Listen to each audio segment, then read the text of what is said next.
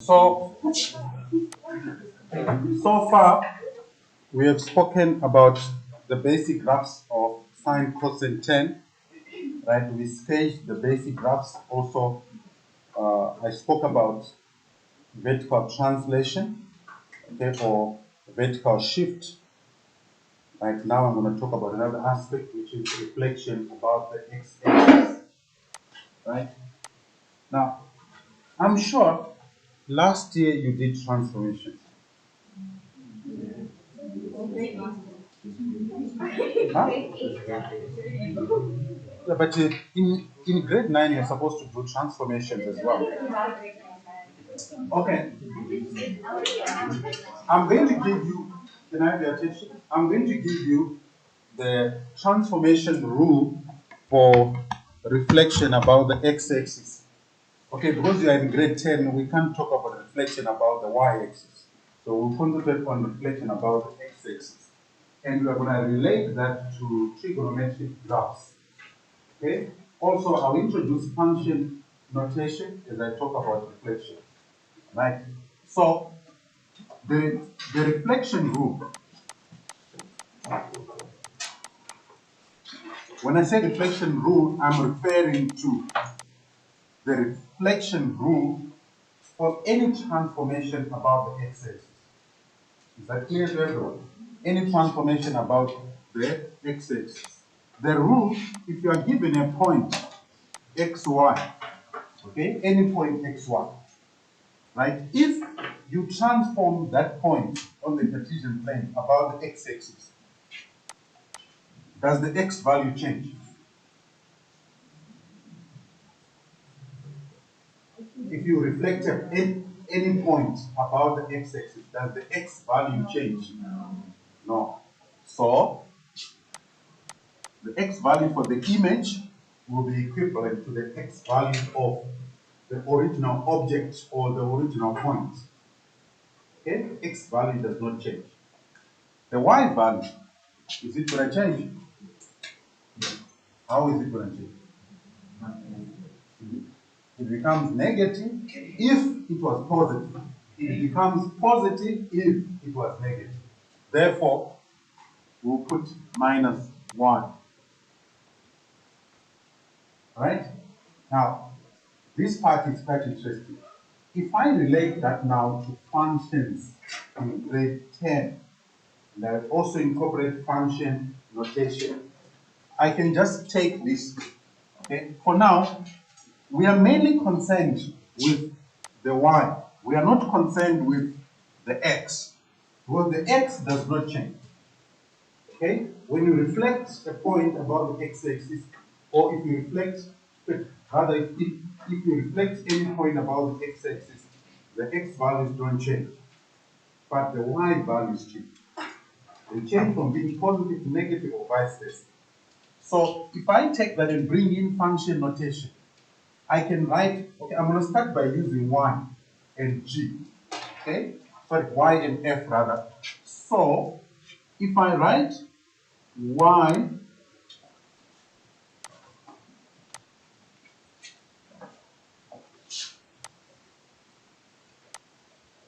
so if I write y equal to f of x, okay?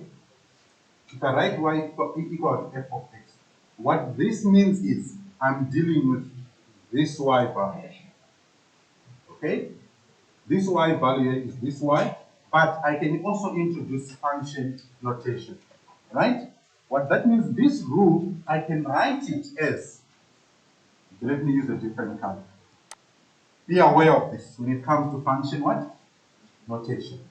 Like in grade 8 and 9, we need to introduce to function notation, but this notation is the most common one in the FET pen. So that rule becomes x, y, okay? But the y now, I'm now going to write the y in terms of function notation. So it will become f of x, right? So this y value, when it is reflected about the x-axis, you end up having minus f of x. Okay? What? Yes. Yes. That's why I asked whether you did transformation last year.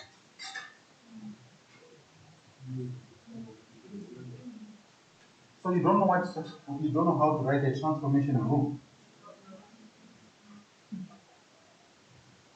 This is shocking. So we didn't have a big one yet. I think the only thing we probably got taught properly was factorization. Because that was the main Okay. All right. When you write a transformation rule, now you must do so yourself a favor. Right? In the next coming days, you need to get a grade 9 textbook. I'll send you one on the group, like an ebook for grade 9. You just go over your transformation that you are familiar with. Okay, on your own. Okay, because unfortunately, I can't teach transformation. Right, so the rule, based on grade 9, we write it like this. Right? But now we are in the APT phase. We have introduced a new type of notation, the function notation. So the rule can be written as this. The function rule can be, the reflection rule can be written as that. Okay? Now be aware that it's only the y that changes. Okay? So we are going to incorporate that, right? And then we are going to reflect a graph. Right? Already you've scaled some graphs. All the graphs that you scaled with a minus, I gave you, I think, 1 or 2 questions that get a minus before sine or cos. Those are the graphs that involve reflection. Okay? Then I'm going to talk about how to write an equation for that transformation. All right. So let me move on to an example. Let's do an example. The example I probably have to draw a table. So let's do a graph of sine. Let's start with the graph of sine. So if you have got a graph of sine, like say f of x equal to well, let me start with a very simple one. Let's say minus sine x. Okay? You want to sketch that minus sine x. Right? Now, if you want to sketch that, I hope you are aware that if I do a table of values, now the question will be, okay, before I do the table of values, which graph is going to be reflected about the x-axis to get this graph? I just want to check if most of you or all of you were understanding what I said when I first taught the graph of sine.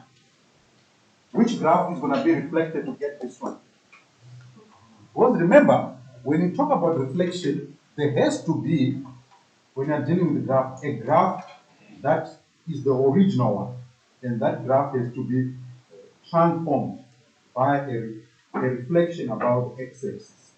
So my question is, which graph is going to be transformed or is going to be reflected about x-axis to get this one?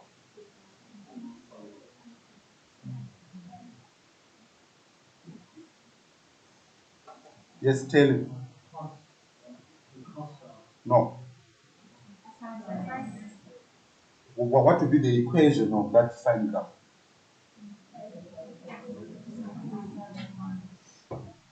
But since I call this one f of x, then the other one you can't call it f of x.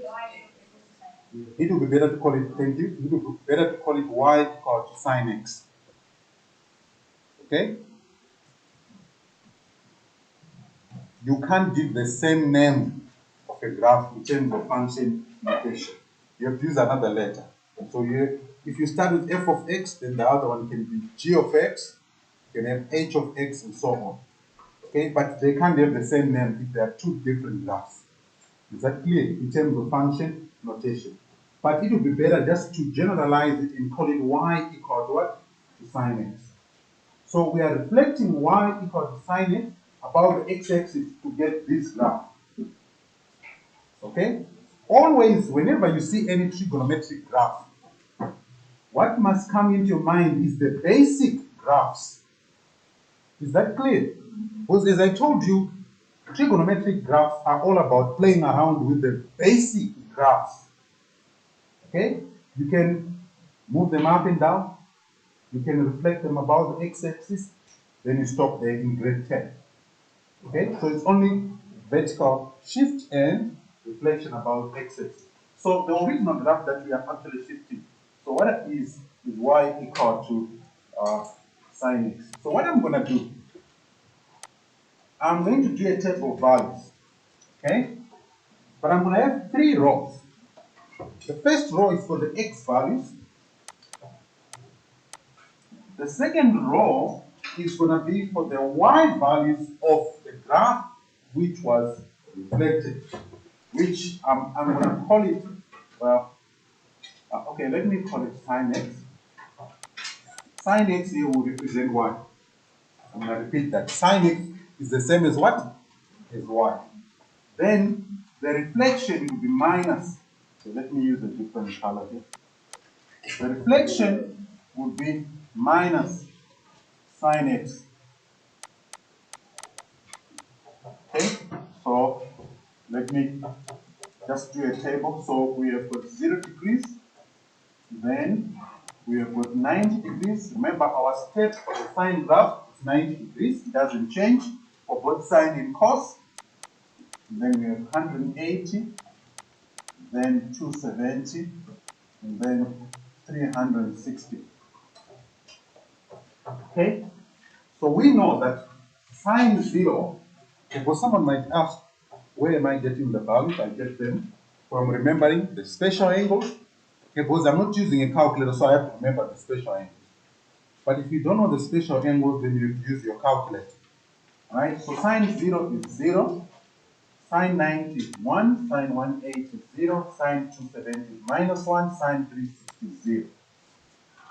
Alright, now I'm coming to the most important part, which some learners fail to understand throughout the FET phase. Okay, but if you understand this, you're going to find that graphs will become a piece of cake. So, do you agree with me that this 0, 1, 0, minus 1, 0, they are all y values?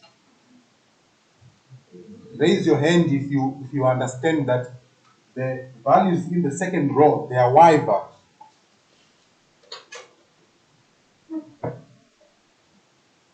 Tosin, are you in the lesson? Do you agree that the second row, they are y values?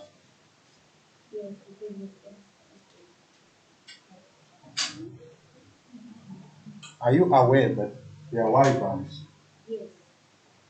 Okay, let's carry on. Alright, I hope you are telling the truth. Right, so based on the reflection now, if I use the reflection rules, I'm going to change these y values from whatever sign they are. If it's positive, it becomes negative. If it's a 0, it remains 0. Okay? You cannot reflect a point which has got a y value which is equal to 0. It remains what? 0. So, for f of x, if y is 0, it means for minus sine x, it remains what? 0. That's the origin. Then 1 becomes minus 1. Okay? 0 remains 0. Minus 1 becomes positive 1. 0 remains 0. Okay? Now, when we are sketching now the graph, we are only going to use the top row and the third row. We don't need the values of the second row. But they help us in terms of understanding the concept of reflection about the y-axis. So let's sketch that graph.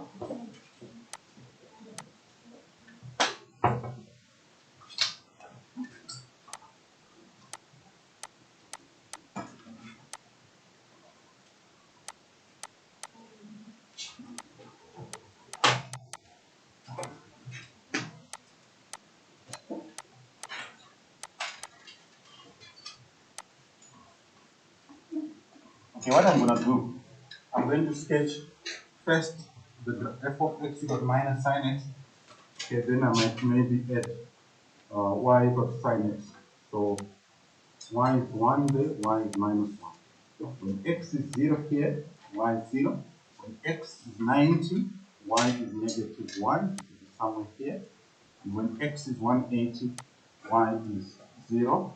X is 270, y is positive 1. When x is 360, y is uh, 0. So when you sketch, you start with the minimum turning point, then followed by the maximum turning point. Then you must label that graph. So this is f of x equal to minus sine x. Right now, on the same system of x's, allow me to also sketch the graph of y equal to sine x so that you can see, you can visualize the difference. So for y equal to sine x, you're going to have y equal to 1 here, and obviously y is 0 there, and then y is 0, and then y is going to be minus 1, and then 0. So when I sketch it, remember when you're sketching, it's freehand. Okay, so the green one is y equal to sine x.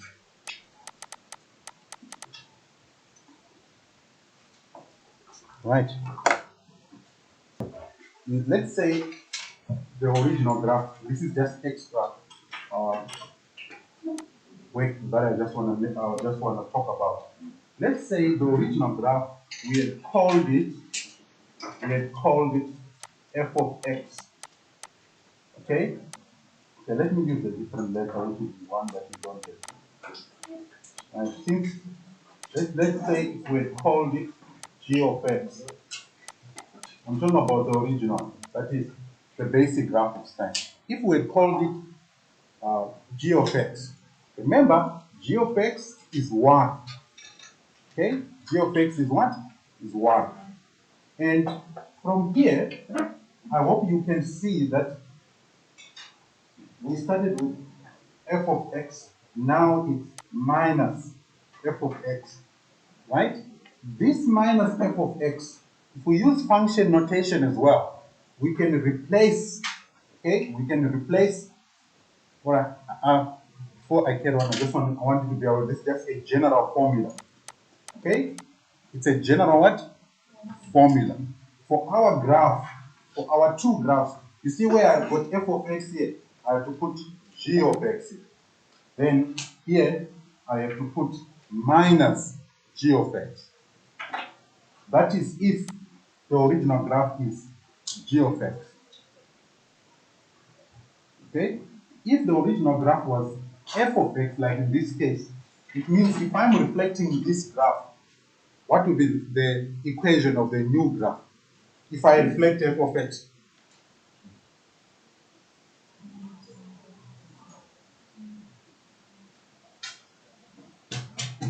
if I reflect this graph here, if g of x is equal to sine x, and if I reflect this graph here, what will be the new equation? It will be this one. Okay? If I reflect g of x about the x-axis, the new graph will be what? F of x. These two graphs, they are mirror images of each other about the x-axis. Okay? They are mirror images of each other about the x-axis. Now I can write a general equation to relate the two. Right? The general equation, I can write it as g of x will be equal to, right? Remember, to get g of x, I have to reflect what? To get g of x, I have to reflect f of x and vice versa. So the y values of g of x, if I reflect them about the x-axis, I'll get what? f of x. So when I write that in terms of f of x and g of x, it means I have to put minus here, f of x.